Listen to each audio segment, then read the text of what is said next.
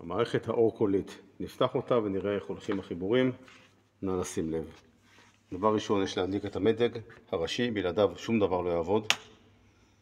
לאחר מכן יש לנו את מתגי הרמקולים, on-off, להדליק אותם, בלעדיהם לא נשמע דבר. לאחר מכן המערכת נראה שהיא דולקת, אחרי שהדלקנו את הראשי. יש לנו מיקרופון שמחובר בדרך כלל לאחת הכניסות למעלה, 4, 5, 6 עובדות. שים לב שאת הכל פה שילטנו, מיקרופונים 4, 5, 6, אודיו פנימי, שזה הכבל, זו הכבל שנמצא כאן, כך הוא נראה.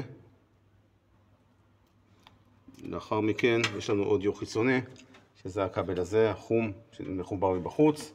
עדיף בדרך כלל להשתמש בו, יותר פשוט ונגיש. לשים לב שכפתורי הווליום נמצאים ברמה טובה, אנחנו השארנו אותם בדרך כלל ברמה הנצרכת, ויש את כל השילוט והסברים נמצאים מודבקים. בנוסף, מערכת ההצגה, יש לנו לברקו את השלט שנמצא כאן. אפשר מכאן, מהמקום, לחיצה ארוכה על כפתור ההדלקה מדליקה, ובכיבוי גם לחיצה ארוכה, are you sure? כן, לכבות מכאן, אבל לחיצה אחת ארוכה, לתת לו להבין. המתגים, אמרנו, המסך נמצא במתגים, למעלה למטה, מורידים או יורד, מעלים או עולה, אין מה לשחק איתו מעבר לכך.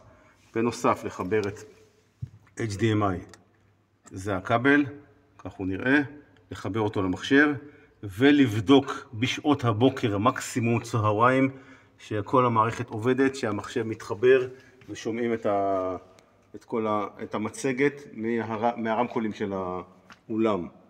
בדיפולט בדרך כלל הם יצאו, האודיו יצא מתוך ה-HDMI, שזה אומר מהמקרן עצמו, שכשיש הרבה אנשים קשה לשמוע.